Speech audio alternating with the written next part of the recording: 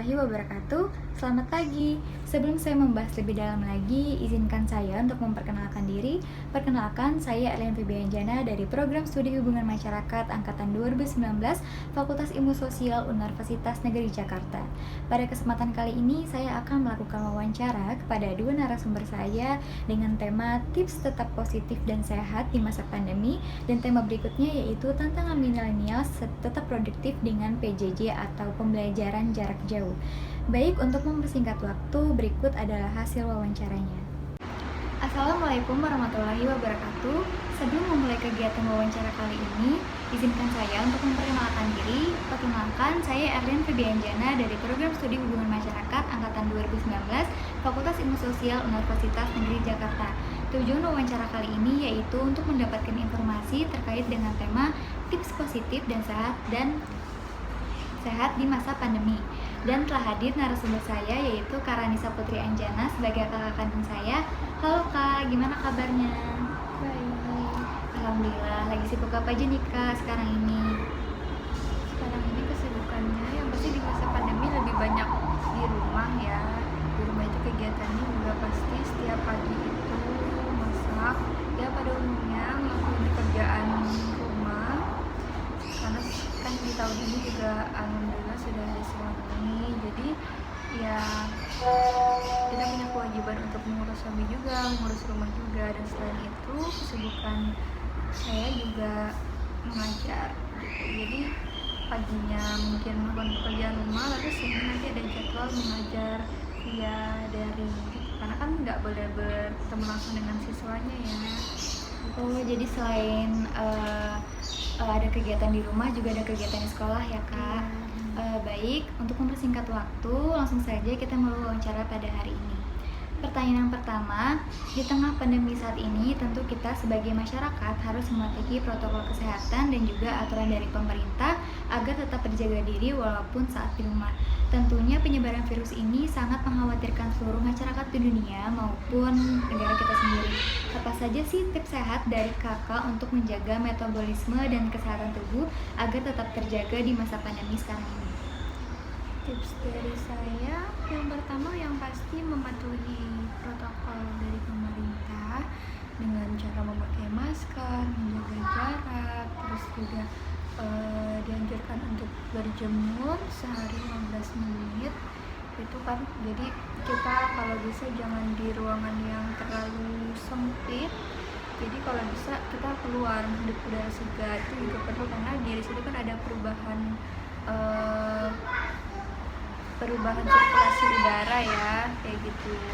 Terus selain itu juga kita makan dan minum makanan yang sehat kayak gitu, minum suplemen vitamin agar imun kita juga terjaga. Terus dari psikologis pun juga penting, meskipun kita sudah berusaha menjaga fisik dengan baik, tapi kalau misalnya psikologis kita tidak kita jaga itu juga bahaya ya. Makanya kita semua tahu corona ini kan merupakan ujian bagi kita semua. Pasti semua kalangan itu pasti kena dampaknya, tetapi bagaimanapun kita harus berusaha untuk positive thinking, dan kalaupun memang kita terkena itu memang sudah takdir gitu ya kan, karena kita percaya takdir kan, tapi kita tetap harus berpikiran positif kayak gitu. Itu yang membuat imun kita dan fisik kita juga tetap terjaga. Benar banget ya Kak, apalagi di masa pandemi saat ini juga harus banget nih menyiapkan hand sanitizer atau masker. Baik, ke pertanyaan selanjutnya. Selain berjaga diri dan mematuhi peraturan pemerintah, yaitu tetap beraktivitas di rumah, tentunya kakak pernah merasakan bosan nih. Nah, apa saja kegiatan positif yang kakak lakukan saat di rumah untuk mengatasi kebosanan tersebut?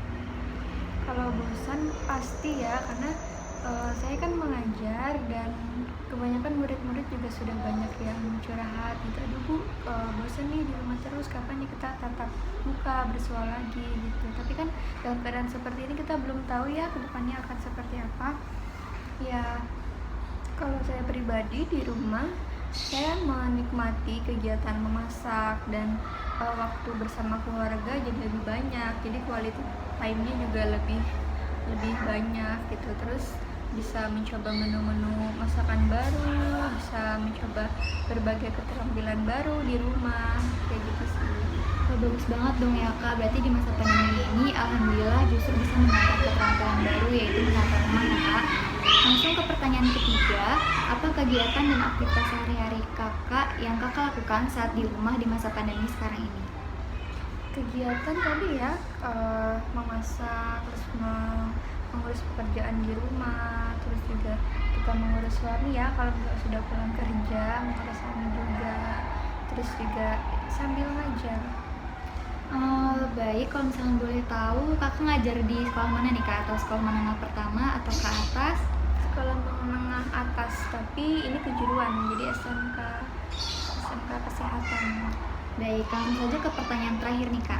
Nah, yang sudah Kakak jelaskan tadi kan kegiatan sehari-hari Kakak yaitu mengajar atau menjadi guru bimbingan konseling. Pastinya sebagai guru BK, Kakak juga memotivasi dan memberi arahan kepada murid-murid. Nah, mungkin bisa Kakak jelaskan tips sehat dan positif kepada pelajar agar tetap produktif mengikuti PJJ atau pembelajaran jarak jauh ini. Kalau menurut saya, kita sebagai guru sudah pasti memberikan dorongan motivasi ke siswa, apalagi di masa pandemi seperti ini. Mereka banyak yang mengeluh ya, kapan nih belajar bertemu lagi, bertatap muka lagi gitu. Kadang karena mereka di rumah sendiri pun mengikuti PJJ juga sudah mulai bosan. Terkadang saya juga sering memberikan di setiap materi, saya berikan video-video inspiratif yang berisi motivasi ke mereka untuk tetap semangat belajar, untuk tidak down, seperti itu. Jadi tetap dikasih motivasi. Oke, wah bagus banget nih ya tips positif dari Mbak Ranis dan semoga aja ini juga bisa memotivasi aku dalam kegiatan belajar. Oke, terima kasih Mbak Ranis atas jawabannya dan juga terima kasih atas partisipasinya sudah meluangkan waktu menjadi narasumber saya pada wawancara kali ini. Semoga kita semua dalam keadaan sehat walafiat. Sekian wawancara pada kali ini. Assalamualaikum warahmatullahi wabarakatuh. Assalamualaikum warahmatullahi wabarakatuh. Sebelum memulai kegiatan wawancara kali ini, izinkan saya untuk memperkenalkan diri. Perkenalkan, saya Erlianti Dianjana dari Program Studi Hubungan Masyarakat tahun 2019, Fakultas Ilmu Sosial Universitas Negeri Jakarta. Tujuan wawancara kali ini yaitu mendapatkan informasi terkait dengan tema yaitu tantangan milenial tetap produktif dengan PJJ. Dan telah hadir narasumber saya yaitu Kak Sefa Tiasara Halim dari Angkatan 2018. Halo Kak Sefa. Halo Feby. Bagaimana nih Kak kabarnya hari ini? Kabar aku hari ini baik-baik aja. Feby gimana? Alhamdulillah aku baik juga Kak. Nah Kak Sefa lagi sibuk apa aja nih Kak? Aktivitas apa dan tugas-tugas apa nih yang Kakak lakuin sekarang ini? Kalau dari PJJ ini kan aku lagi semester 5 sekarang. Tugas tuh lagi numpuk-numpuk banget dan rata-rata tugas-tugasnya tuh juga yang bikin event, bikin usaha gitu. Jadi lumayan berat juga. Nah, selingannya tuh aku lagi suka ngejahit sekarang, aku kursus juga. Jadi biarpun semester 5 ini lagi berat, tapi aku tetap ngelakuin hobi aku gitu. Terus aku juga lagi sibuk di BEM juga. Karena aku di MR, jadi sekarang lagi ngerancang-rancang buat merchandise MR untuk BEM gitu. Baik Kak Sefa, terima kasih. Langsung saja untuk mempersingkat waktu, mari kita mulai wawancara pada hari ini. Pertanyaan yang pertama, di tengah pandemi saat ini, kegiatan perkuliahan pun diadakan secara online. Tentunya ada contoh perubahan antara kegiatan PJJ dengan tatap langsung. Contohnya, saat kegiatan PJJ berlangsung, kita kurang berkonsentrasi terhadap materi yang disampaikan oleh dosen. Nah, bagaimana nih cara Kakak untuk mengatur konsentrasi belajar dalam menghadapi berlangsungnya kegiatan PJJ ini? Kalau cara aku buat ngatur konsentrasi belajar selama PJJ ini, ada banyak cara. Yang pertama, aku atur dan beri batasan waktu belajar.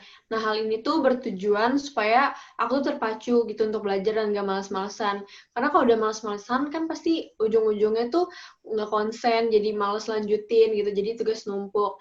Nah, yang kedua, aku lebih senang pelajarin hal-hal yang mudah dulu, yang aku suka, ataupun yang berkaitan dengan kreativitas. Nah, ini tuh buat aku kayak trik aja gitu, dengan aku belajar, dengan aku ngerjain tugas-tugas yang ringan ataupun yang berkaitan dengan kreativitas, itu bakal lebih memacu aku buat ngerjain tugas selanjutnya yang lebih berat gitu. Jadi tenaga kita, otak kita juga belum terforsir terlalu banyak gitu. Yang ketiga, yang paling penting itu istirahat yang cukup, karena kalau kita kurang tidur pasti kita jadi nggak kurang konsen gitu. Dan juga kita harus tepat waktu makan. Kalau lagi Zoom meeting dan lain-lain tuh usahain perut penuh gitu. Maksudnya nggak yang kekenyangan juga, yang penting nggak lapar gitu. Karena kalau perut lapar kan juga pasti kita jadi susah mikir gitu. Kalau dari aku gitu. Baik, langsung aja ke pertanyaan yang kedua. Di tengah kesibukan kakak yang saat ini berada di semester akhir, tentunya sangat sulit untuk membagi waktu antara perkuliahan online dengan tugas-tugas lainnya. Nah, bagaimana cara kakak untuk memanage atau mengatur waktu selama kegiatan PJJ berlangsung? Iya, karena semester 5 ini lumayan berat, kita emang harus pinter-pinter manage waktu nih, Feby. Nah, cara aku buat manage waktu itu, yang pertama, aku sering banget bikin planning atau agenda kegiatan. Nah, karena tanpa planning atau agenda kegiatan ini, pembagian waktu dan kegiatan yang jelas, kita bakal cenderung santai-santai, males-malesan. Jadinya tuh santai-santai gitu kan. Jadi tuh kita nunda-nunda tugas yang seharusnya kita selesain gitu. Jadi kita tuh kayak lebih ke deadlineers gitu kan. Padahal hal itu nggak bagus gitu. Bakal numpuk dan waktu tuh jadi nggak terorganisir dengan baik. Yang kedua, aku ngurutin prioritas kegiatan. Karena kita harus bisa nempatin prioritas agenda kegiatan supaya semuanya tertata dan berjalan sesuai dengan rencana atau planning. Mana waktu belajar, mana waktunya buat membantu pekerjaan di rumah, mana waktunya buat refreshing atau istirahat gitu. Nah, yang ketiga, yang paling penting tuh tidak menunda-nunda. Nah, ini kan kalau yang kayak deadliners atau apa gitu, tugas dikasih hari ini dikerjainnya baru mepet hamin satu gitu. Jadi penting banget buat kita ngerjain apa yang harus dikerjain sesuai dengan deadline gitu.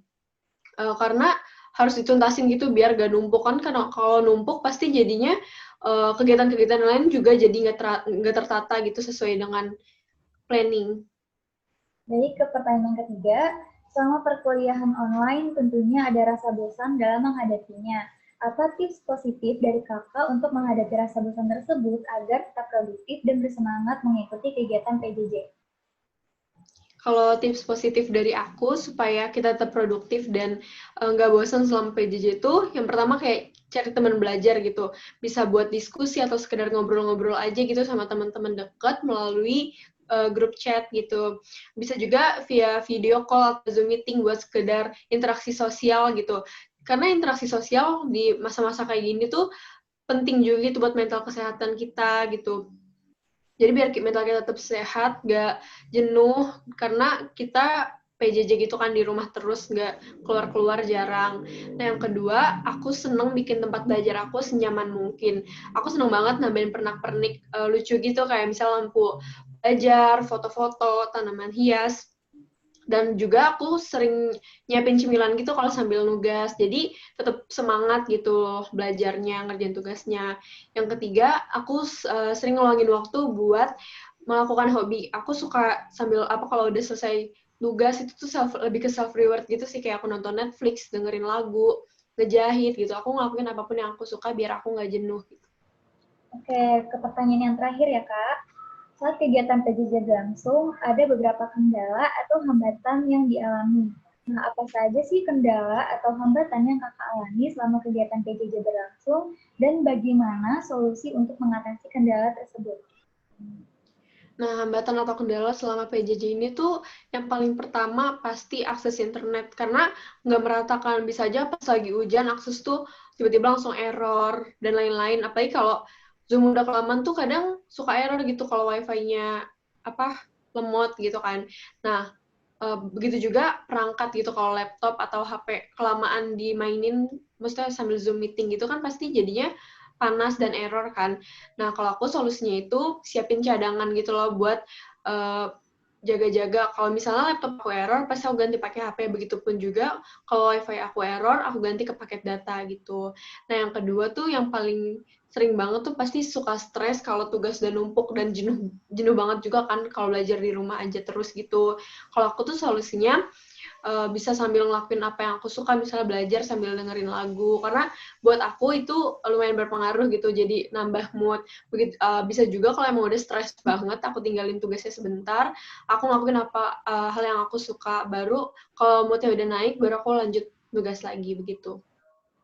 Oke, wah bagus banget nih ya tips positif dari Kak Sova dan semoga ini juga bisa memotivasi aku dalam kegiatan belajar. Terima kasih Kak Seva atas jawabannya dan terima kasih juga sudah meluangkan waktunya untuk menjadi narasumber saya pada hari ini. Semoga kita semua dalam keadaan sehat walafiat. Terima kasih Kak Amin. Seva. Wassalamualaikum warahmatullahi Sama-sama, wabarakatuh. Feby.